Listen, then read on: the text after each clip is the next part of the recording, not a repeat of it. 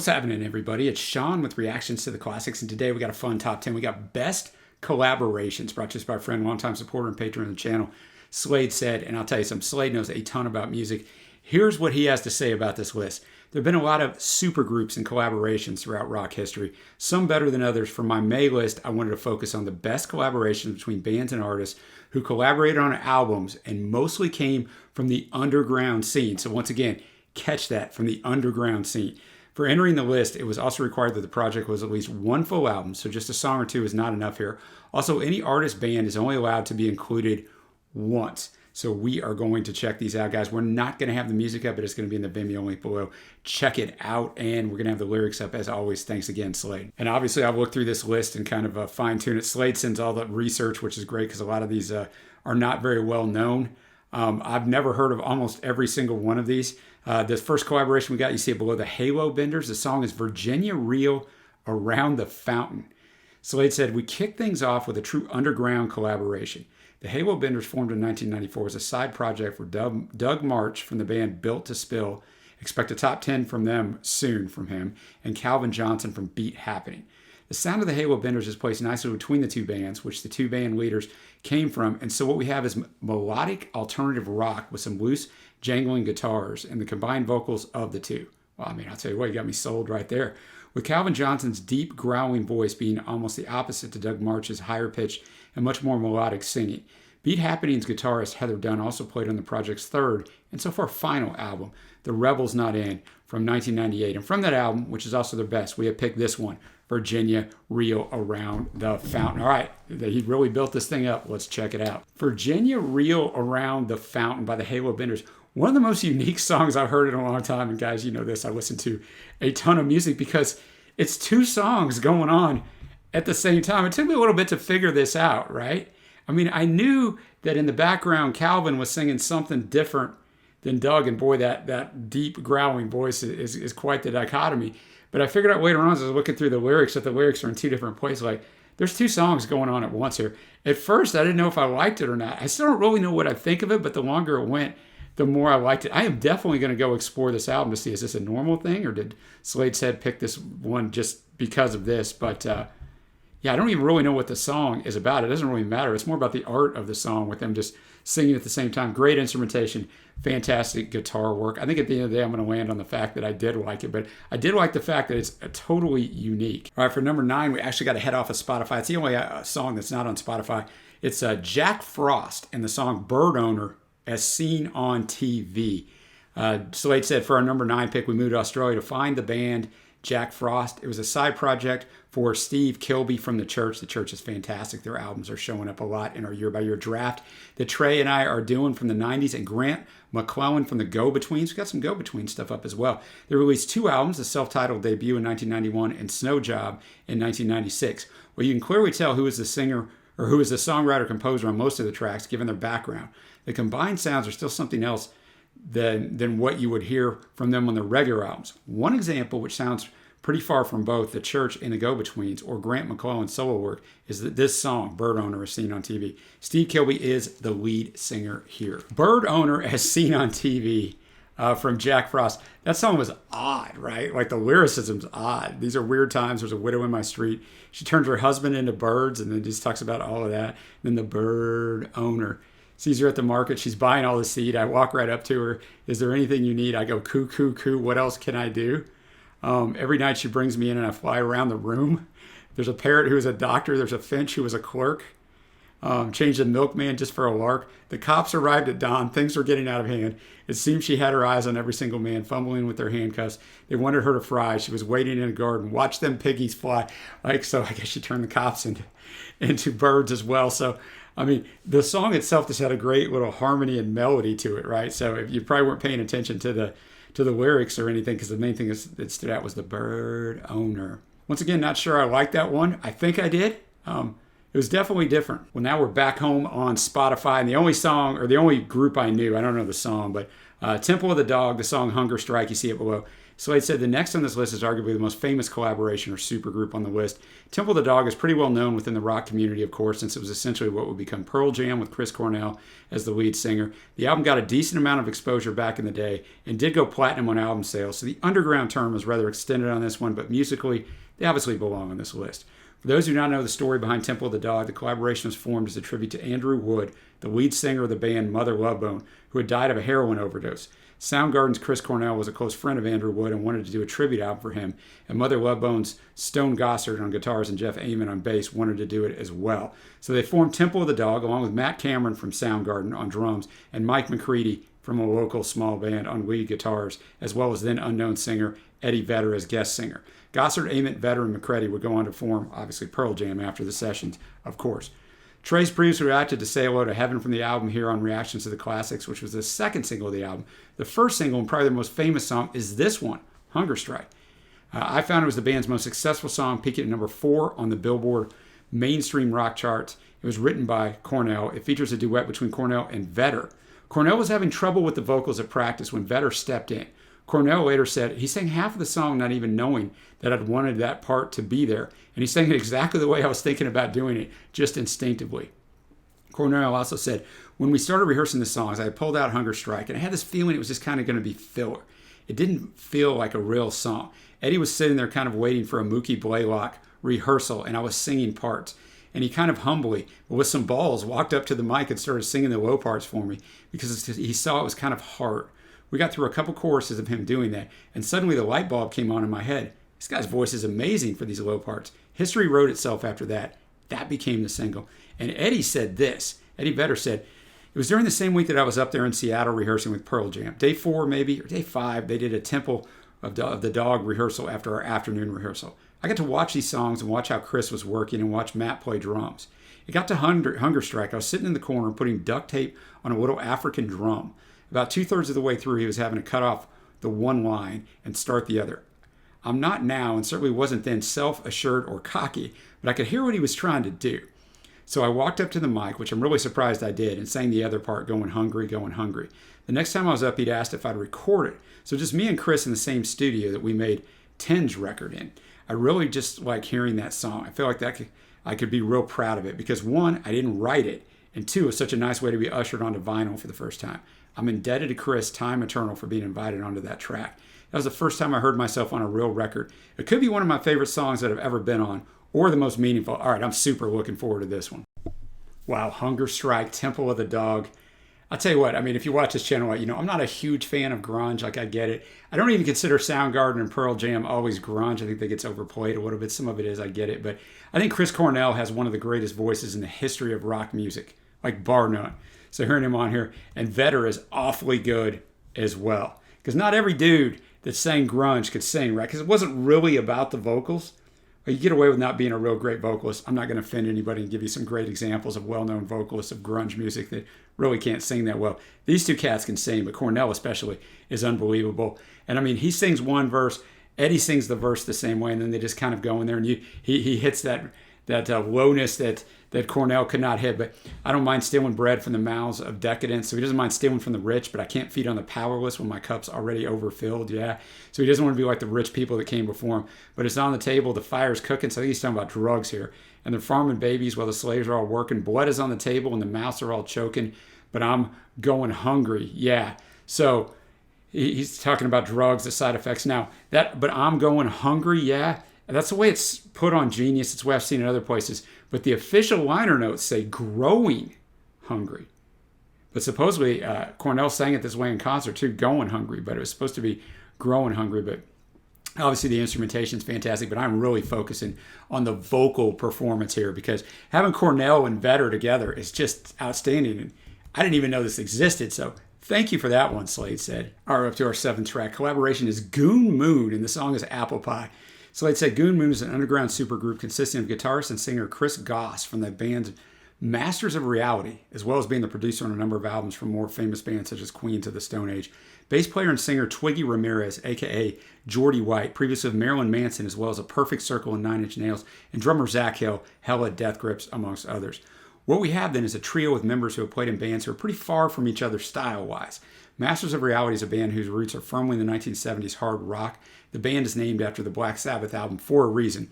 While Trigger Ramirez has mostly been involved with alternative metal/industrial music, and Zach Hill comes with a highly experimental rock background. It's everybody's guess as to how Goon Moon will then sound. On their first release, the 30-minute I Got a Brand New Egg-Laying Machine from 2005, the focus is mostly on experimental rock with a lot of jamming, while the 2007 album, Licker's Last Leg, sounds more focused with some actual songs that can be surprisingly catchy. The best representative of this is the album opener, this song, Apple Pie, which has some weird lyrics that I shall not even pretend to get any meaning from, but the song is great and much more mellow and melodic than any of their other tracks on the first album. All right, man. Apple Pie by Goon Moon. It is melodic. It is. It just sounds good, right? The lyrics are absolutely insane. I'm not really going to go much. Bake the children in the pies. Sip the tea, watch your demise. Tip your hat, don't be ashamed. We're all afraid. Let's see, what else we got? Scratch the pedals, pull the cord. Search the meadows for the Lord. Throw your brothers in a pile. Rest the wicked for a while. Slice the pig and kill the rich. Toss the sisters in the ditch. These are the kind of things that Goon Moon is bringing us. But I did enjoy it. I did enjoy the ambiance, that the vocals were good. And I talked about at the end, there's like almost an angelic chorus coming in there at the end and finish that off real nice. Might have been my favorite part of the song. Next up, we have Dark Night of the Soul, the song The Man Who Played God. Slade said, Dark Night of the Soul was a collaboration between producer Danger Mouse and singer-songwriter Mark Linkous of the band Sparkle Horse, which I reacted to in my first top 10 of the U.S. alternative 90s rock for Slade said, an awesome list. The project was based on Mark's writing the songs, and they brought in a variety of singers to perform on the songs, with Danger Mouse obviously producing the album. You had singers such as Wayne Cohn from the Flaming Lips, Jason Lytle from Granddaddy, Julian Casablancas from the Strokes, Black Francis from the Pixies, Iggy Pop, Suzanne Vega, and even producer David Lynch on a couple of songs.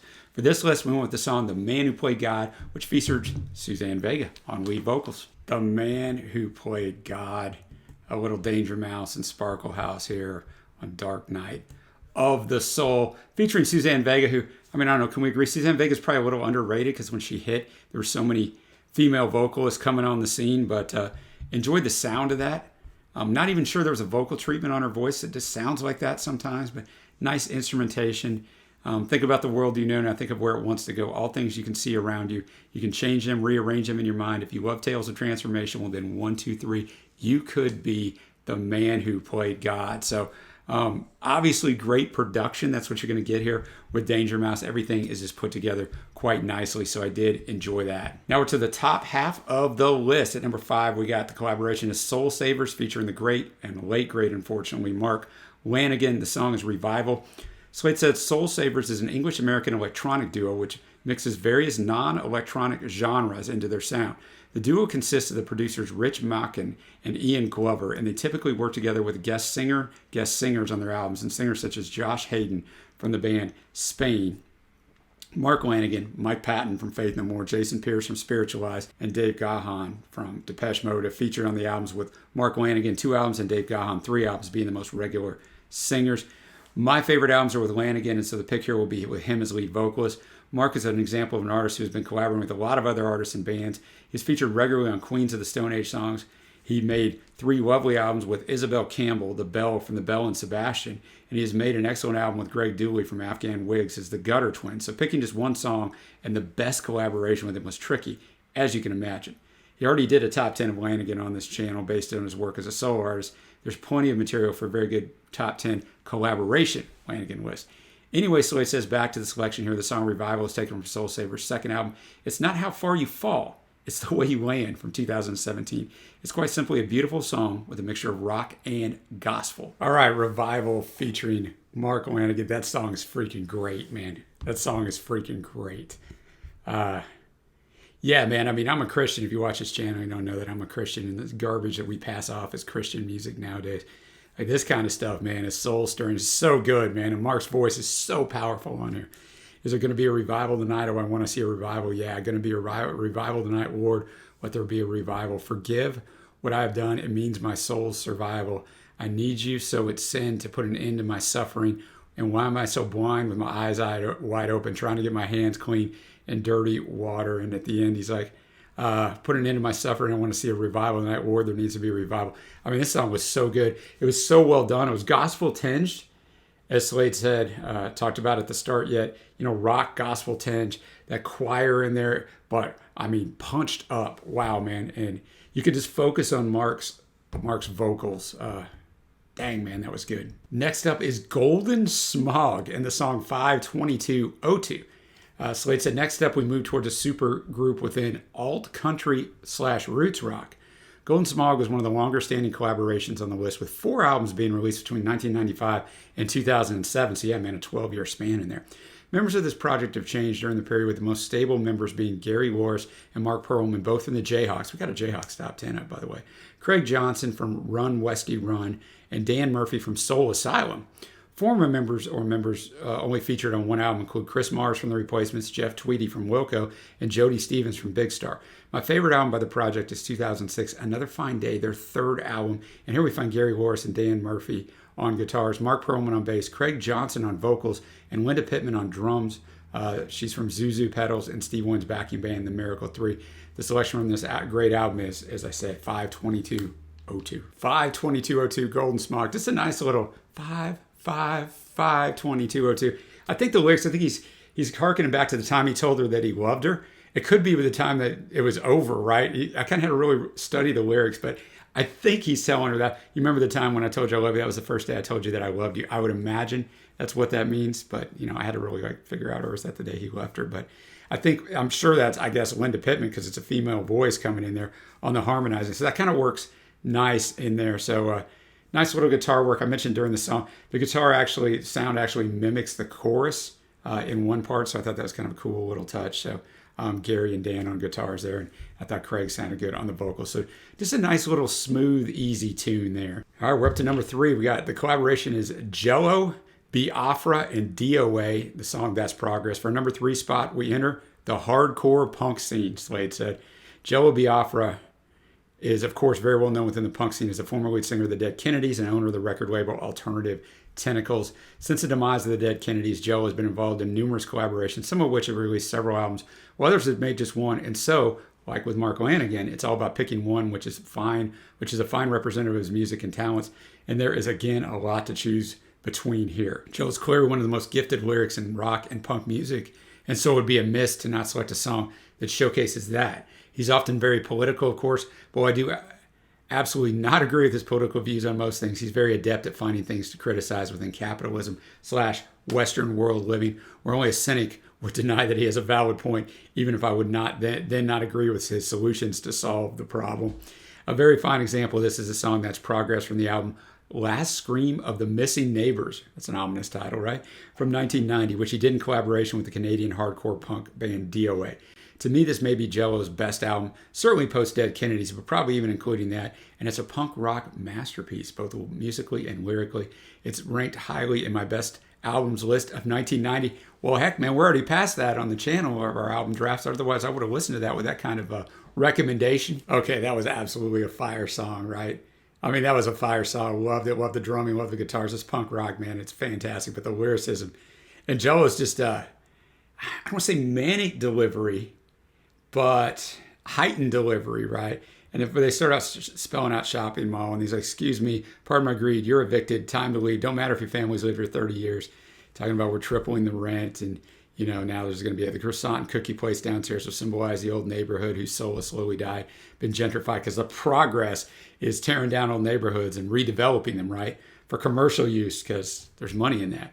That's progress. That's progress. Doesn't it make you feel good inside? So before I go on with the lyrics, one of the absolutely fascinating things about this, you've got to remember, this was written in 1989, 1990, right? Let that sink in for a second. This year I graduated from high school. There was no internet. This guy is foreseeing everything, right? It's crazy because he says, cameras catch you running red lights, schoolrooms with no windows, computer picture career at age 15, universal price code IDs with the stripe the laser reads, and records where you've been, when you're sick, what you eat. For every spy in government, there's 50 private eyes who round up dirt on you, then sell the file. You can't live here. We won't hire you. So he's saying, we know everything you've done, right? We have it at our fingertips. He had no idea what he was prophesizing here. Bought a dossier on your whole life, clear back to the pranks you did at age 5. There's millions on file at the touch of a button. So, wow, man. Had enough, I moved back home to the mountains where I belong. But ski resorts have tamed the Wild West, the hills we used to roam. Now they're privately owned and scarred with cheesy suburbs and cement, right? Because we put the suburbs in there, we wipe out everything beautiful. Because, hey, somebody would want to live here and we could charge them $1 million to live here. So, oh yeah, and it ends out that's progress, there's progress. Looks like I'll have to move to Yellowknife. Progress, bleh. Your idea of progress wrecks too many lives. So that's a fantastic song. Like I said, quite prophetic by Jello. Now we're up to our longest song on here. Collaboration is the Claypool Wenham Delirium. The song's Amethyst Realm.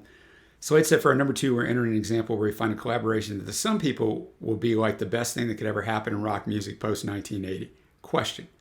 What would you get if you mixed John Lennon's psychedelic period of the Beatles with the weird and bizarre bass playing by Primus's Les Claypool? Answer, the Claypool Lennon Delirium. The Claypool Lennon Delirium is the collaboration between Primus's bass player extraordinaire Les Claypool and Sean Lennon, son, of course, of John Lennon, and guitarist in the band Ghost of a Saber-Toothed Tiger, often abbreviated GOASTT. The sound of the Claypool Delirium is very much what you'd expect if you combine Ghost with Primus, i.e. psychedelic rock combined with some extraordinary bass work and silliness provided by Les Claypool. If neither of you, meaning me or Trey, have heard Ghost yet, I absolutely recommend you listen to them. It might be right up your alleys as lovers of 1960s psychedelic rock. So I'm just reading that to you because Slade said recommends 2014 release Midnight Sun. Slade said knows a ton about music if you haven't figured that out already, so give that a listen, guys. As a prime example of how good the mix between the two musicians work, I picked the song Amethyst Realm, which is just 7 minutes and 47 seconds of delightful psychedelic rock of the highest caliber. You're going to love this. High praise from Slade said, I've never heard of these guys. I'm going to have to ask Trey if he has. Amethyst Realm, what a freaking song, right? The lyrics, I'll cover those real quick. It's just about this woman who has sex with ghosts, right? So the guy's talking like, I can't compete with this, right? You're doing stuff with ghosts, so there's nothing I can do about it. He just mentions hell in there and some different things. It's just all about the sound, right? I mean, Sean sounds fantastic, and obviously a lot like his dad. And then Claypool's bass work is just fantastic. You know, even the voices at the end, I guess, playing up the little supernatural there. But what a jam, right? It never seemed long. I'm honest, guys. I always say when I see a longer song, I'm always like, let's see. Now, I didn't have that feeling in this one because I trust Slade said, and he pumped this up so much. But 7:47 went by like that. Like it could have been longer, right? So, I mean, I'm not really going to break down the lyrics, but instrumentation right on, just the overall vibe and sound. Doesn't matter what he's singing about, right? It's that psychedelic rock. Fantastic. All right, well, I really can't believe that last one wasn't number 1, but I know we're grading the actual collaboration. We got Gutterball at number 1, the song Think It Over. So Slade said, right. So we enter the number 1 spot. The former song will probably be the favorite of most. Okay, probably mine as well. But that should not take anything away from what we have here. Gutterball is a Paisley Underground / college rock supergroup formed in the early 90s.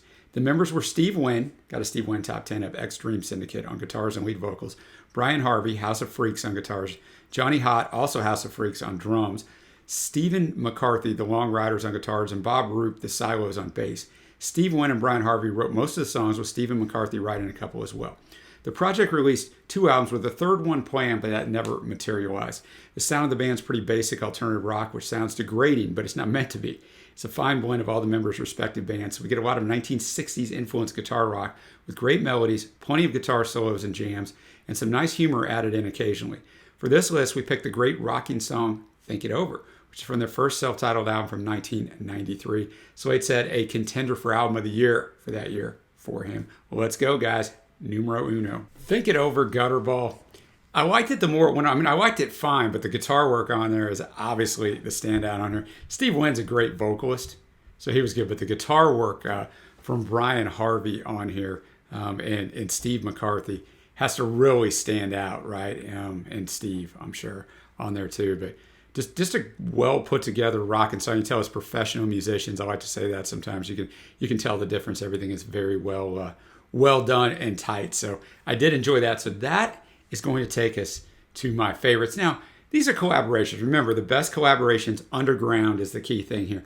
So it's really the collaboration. Slade said has all this knowledge of all of their bodies of work, and I'm just listening to a song, right? So I'm picking the best songs that I liked out of here, not necessarily the best collaboration, because I don't have that level of knowledge. So honorable mentions. We're gonna go with the song we just heard, Gutterball, Think It Over.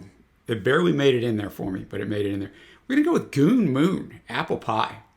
Faves, you're going to know this by watching. Obviously, Temple of the Dog, The Hunger Strike. Soulsavers featuring Mark Lanegan. Revival is fantastic.